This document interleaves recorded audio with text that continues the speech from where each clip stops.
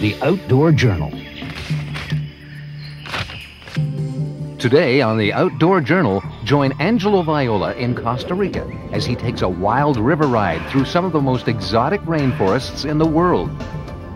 Then, on Surviving the Outdoors, journey along with Reno Viola to southern Ontario for a 4x4 trip in the Canadian bog.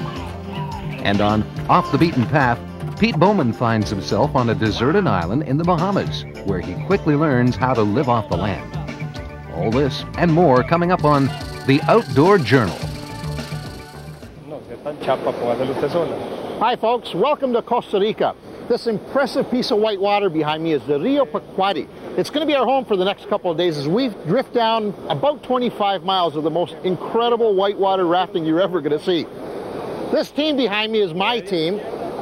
This is the Rio Tropicalis outfit, and they're one of the main companies that drift down this river. Now, if you think this is just for kids or maybe a ride at Disneyland, I think you better get your rain suits on because it's going to be wet and wild. We're going to go through some instructional period right now, so let me get back with the group before I miss all the instructional stuff. Come on back. Hi, gang. Hey. How we doing? Ready for today? Yeah. Show me what the deal is. Well, first I want to show you. Having spent considerable time floating the rivers of North America, Central America, and Europe, Raphael started his own rafting expedition company called Rios Tropicalis here in 1985 in order to share the abundant white water of the Costa Rican rivers with the rest of the world. Today, Rio Tropicalis is the largest rafting and kayaking outfitter in Latin America and has achieved international recognition as one of the best. Now, I understand there's a kayak that's going along on this as well as safety, or? Right, the kayaker can assist us in many different circumstances. And you want to be reaching a little forward. You know, so somewhere out there. Yeah, the advantage of you being in the front is that you can reach forward as far as you can and really bring that body back. Okay. Because what happens as we go down the river and we meet a hydraulic, this hydraulic is going to want us to come back, push back, and it's going to want to eat us. Okay. So you're in the front, you want to reach ahead of that hydraulic and pull the boat out. Now we've got a special camera mounted on the nose of the boat, special Hitachi waterproof cam, and as you've already noticed, the rather humorous looking helmet that Raphael's got on, that's a special head cam, once again waterproof camera that we're going to be using in order to get a real taste of what we're going to be going through here.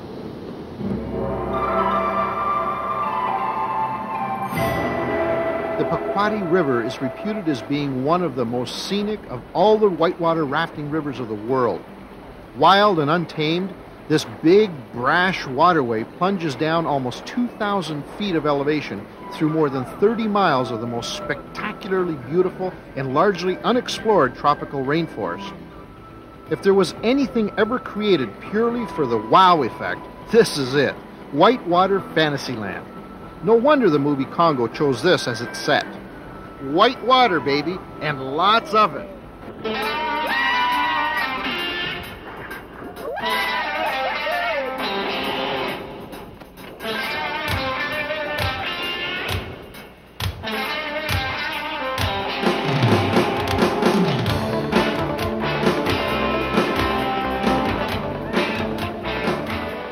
Terciopelo, Cimarron, Double Drop, Trator, Upper Huacas, Lower Huacas, and Dos Montanas.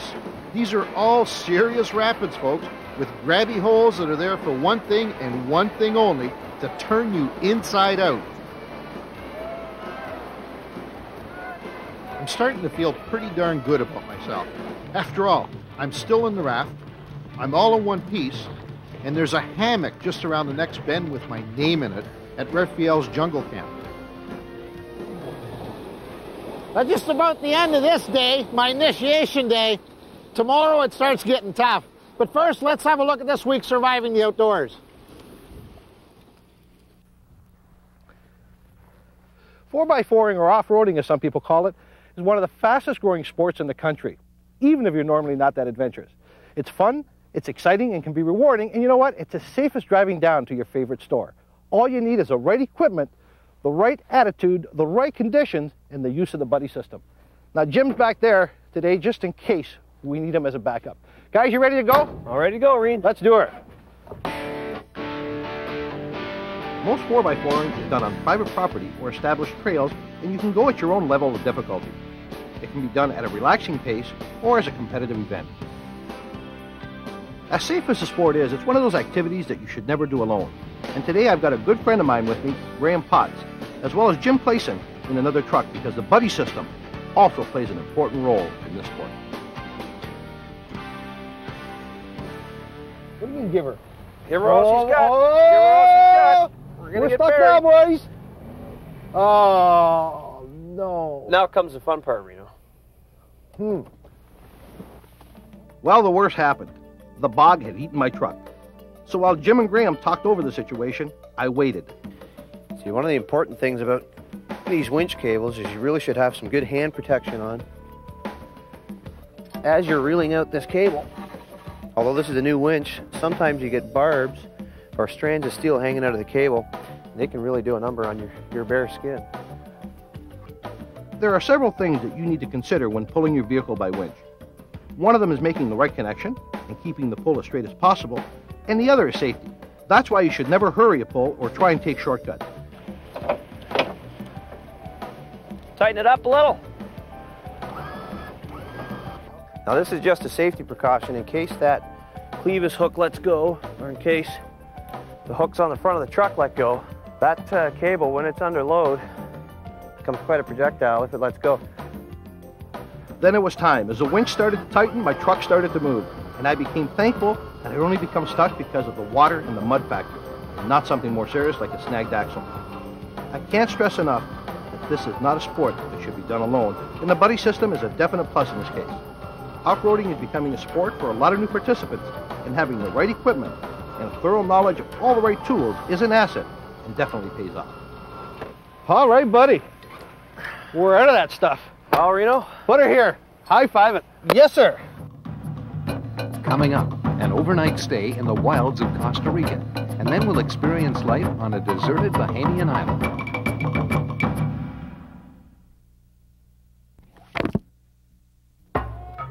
And now, back to the Outdoor Journal. To overnight in this enchanting camp deep in the heart of the rainforest is, well, it's kind of worth the whole trip to Costa Rica in itself. Keep it going, good job, beautiful. Keep it going, beautiful. Stop. Here, flora and fauna have to take a back seat to intriguing architecture and the ever-present roar of cascading water. For those of you who have ever seen the Mirage Hotel in Las Vegas, this must be where they got their ideas, except it's the real deal.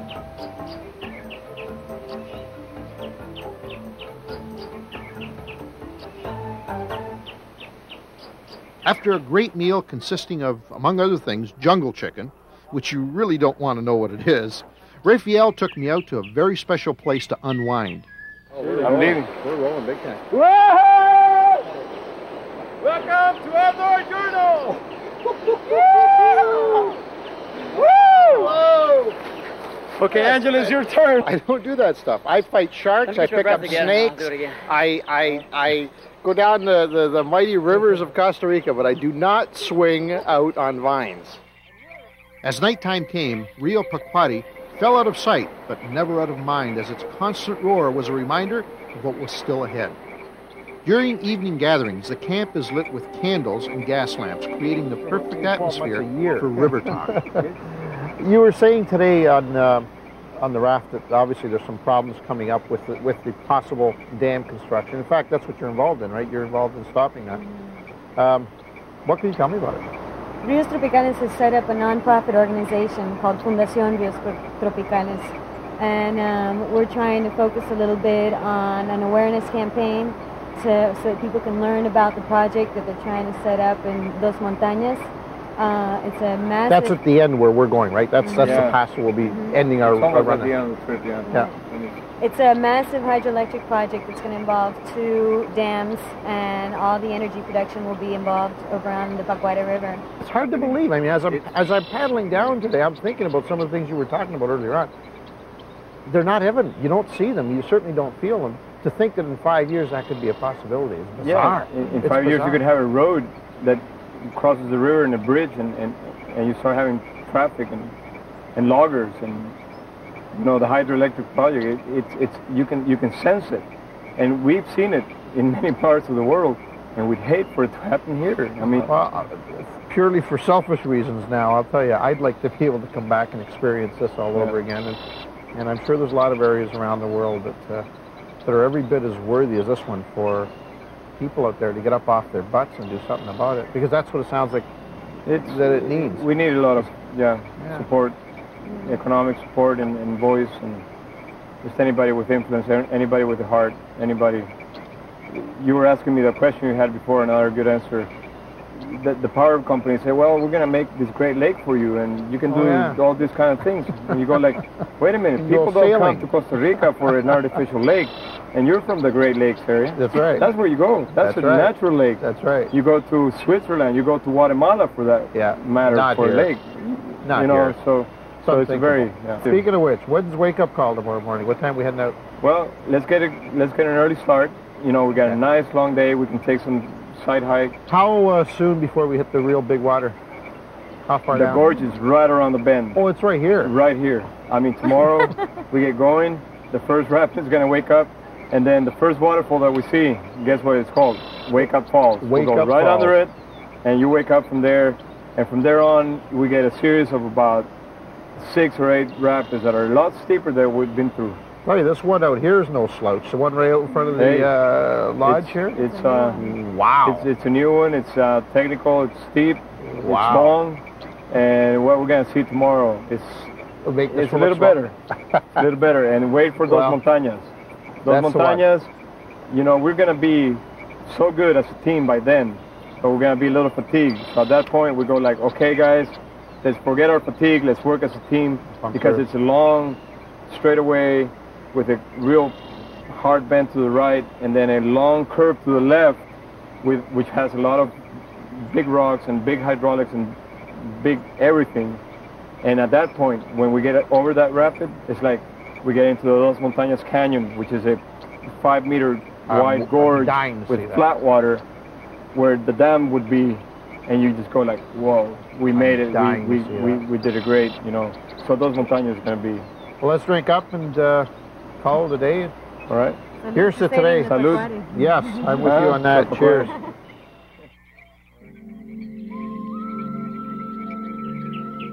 The birds and monkeys are a great early morning wake-up call as the jungle comes to life at the first sign of light. It's as if all the small creatures are celebrating having survived yet another night in the jungle. For some reason, Raphael seems a little preoccupied and concerned this morning.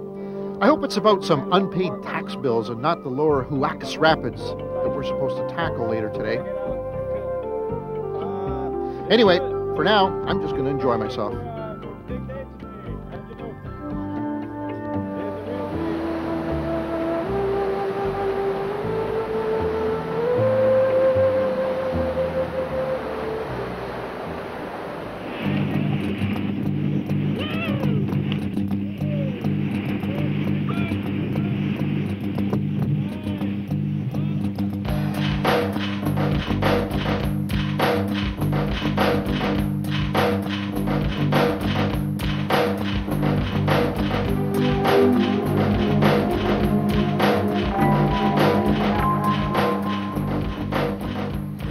Take a bit of a rest and get some nourishment before we tackle the big one, Dos Montañas. So while we do that, why don't you have a look at this week's Off the Beaten Path. The Bahamas. Beautiful sand beaches and sunny blue skies. There's no doubt about it. What if I told you there's a great day trip waiting for you on a deserted island? Believe it, folks. A short but very scenic boat ride with the Bahamian legend, Lincoln Jones, will take you to an experience you really should try. He'll have you living off the land in no time at all. And believe me, it's not as rough as it sounds. Once we hit the open ocean, Lincoln drove down the throttle and we were nailing the waves big time. Now this ain't no Miami Vice, but hey, it'll do.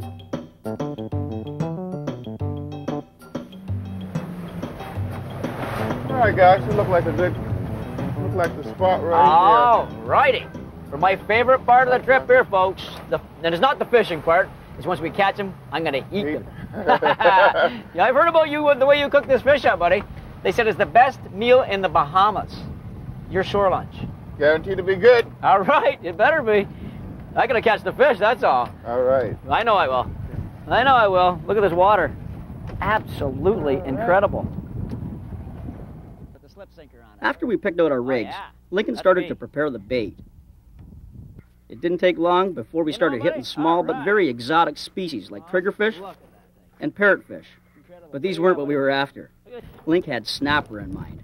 The bigger, the better.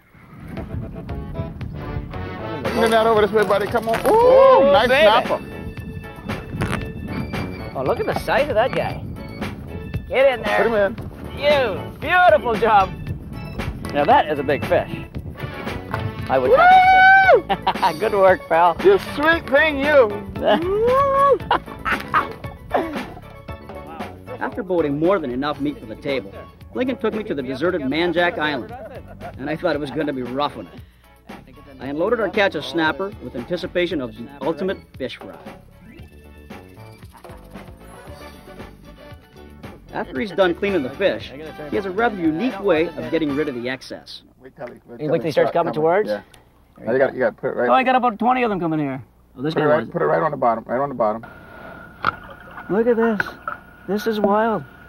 This is worth the weight in gold right here. This is worth the trip. What about that stinger? Is that a dangerous stinger? You don't have to worry about that. There you go, buddy. Here's one coming right here. Yeah, little man. Oh. Whoa, that's my foot he's eating.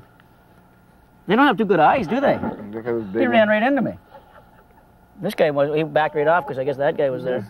Got this big one. Oh, look at him. He's attacked.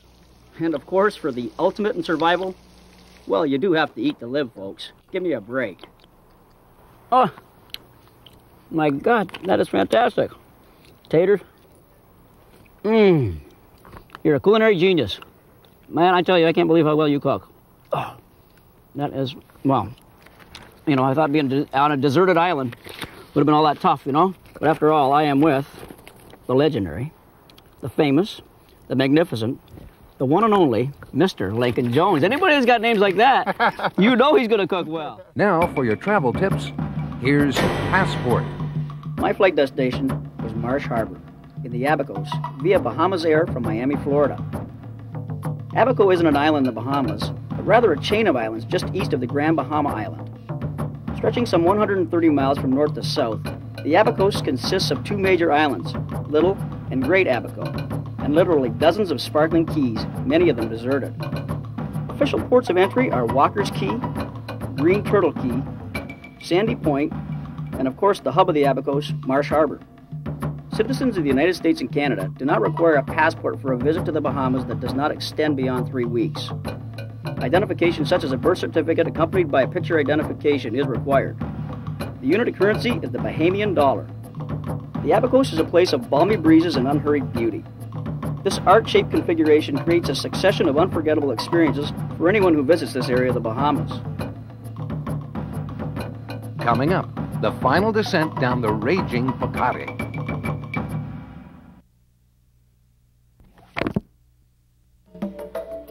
Okay, we're going on your left side. Forward. Here we go, the last leg. A few class 3s, a nice cold shower, dos montañas, and then the rapids from hell, Huacas. You know, they say the devil himself would contemplate portaging around them if he could.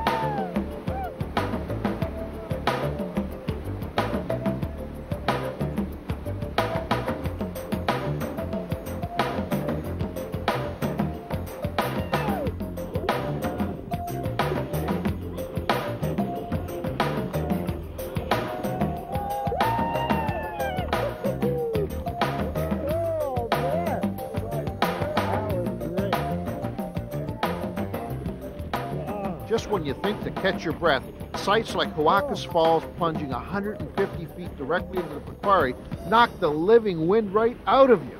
It's spectacular. Okay, folks, this is it. Lower Huacas, a full class 4 rapid dead ahead. If anybody out there is feeling a little unsure about this deal, now's the time to bail out, so to speak. As for the rest of you, well, good luck. You'll need it. What am I talking about? I'll need it.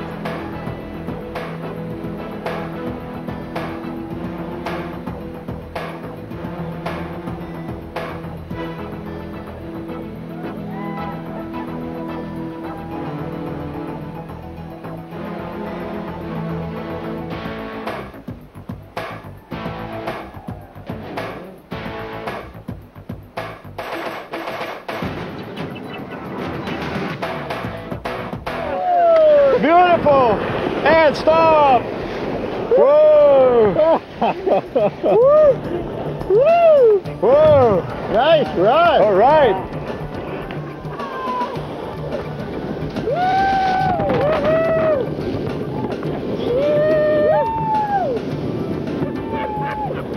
Okay, back right, Angelo, back right. I got it. Back right. You got it. You got a shower, huh? And forward.